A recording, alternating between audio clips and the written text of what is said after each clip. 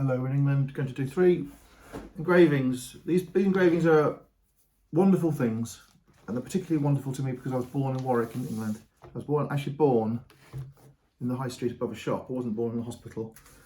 And I was born a few hundred yards from the castle. So in Warwick Castle lived the Earls of Warwick, and they have different titles through the years depending on their allegiance. They had honorary titles.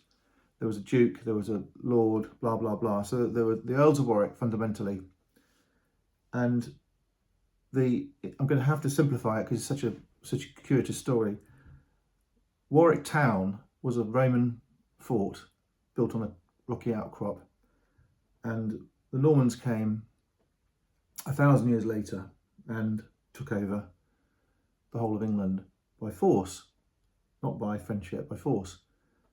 And the characters in Warwick, the Earls, had French surnames. For example, Beauchamp is a French surname, and the Earls of Warwick for hundreds of years kept these French names. There were more than one French name. I can't recall the other French names. And what happened was the English king who succeeded William the Conqueror, who was French, liked to surround himself with French courtiers and French soldiers and fairly newly installed French aristocracy.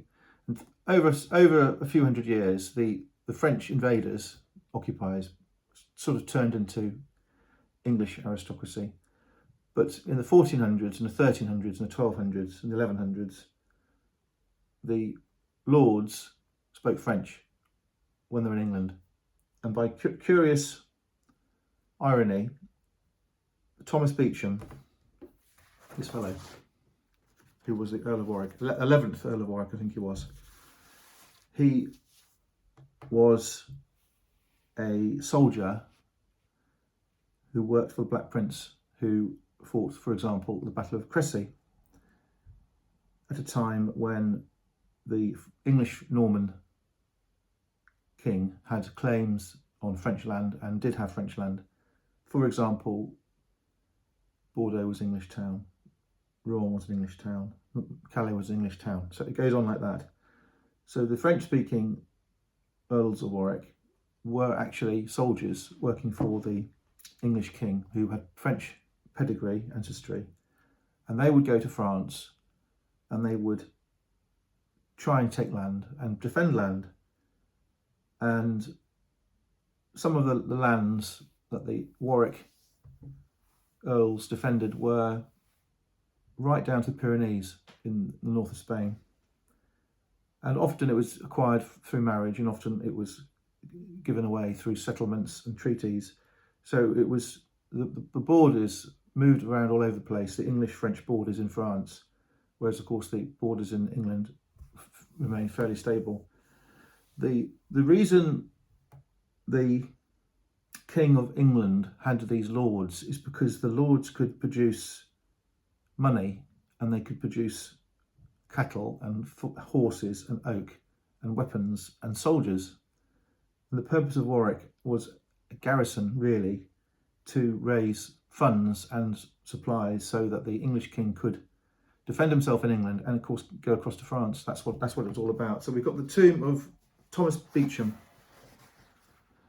It is spelt Beauchamp, but it is pronounced Beauchamp, even though it's spelt in the French way.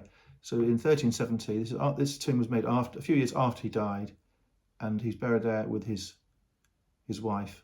And this is in Warwick now. This is a marble tomb built on Purbeck stone, which was stone marble hauled up to Warwick about 150 miles away.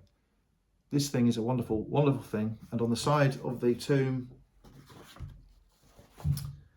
there are all these characters. It says north, south, east, west. So these are the characters on the tomb. I don't know who they are because the part of the book, because these come from a book, the part of the book where the numbers have a key showing who they are is missing. We have 2 the same. We have duplicate, the same sheet, and because this has lost some of the corner. If it was ever framed up, this lesser piece could be chopped up to provide a better corner if you wanted to make a nice example. This is from about 1790, and I seem to recall Thomas Beauchamp had 15 children. These might be his children, they might be courtiers, they might be saints, I don't know who they are. Okay, we'll move to the next one, to the last of the three. This is titled Monument to Thomas Beauchamp, Earl of Warwick, 1401. So in 1401, a further monument was made in the Beauchamp Chapel in Warwick, which is a medieval chapel with a fan vaulted ceiling and a crypt, and this is the armour he would wear. So this fellow has a chainmail helmet, dagger, sword, I can't remember the name of all these bits, pauldrons, blah blah blah, breastplate, feet as well. And that armour there was the latest armour. And if he came running at you on a battlefield, this English-French knight, you were going to lose, because you're the best armour, strongest armour, the lightest armour, and his soldiers would as well. So this is a marble effigy of the knight in fighting gear. He's standing on a bear. The bear is a symbol of the Warwicks and the Leicesters.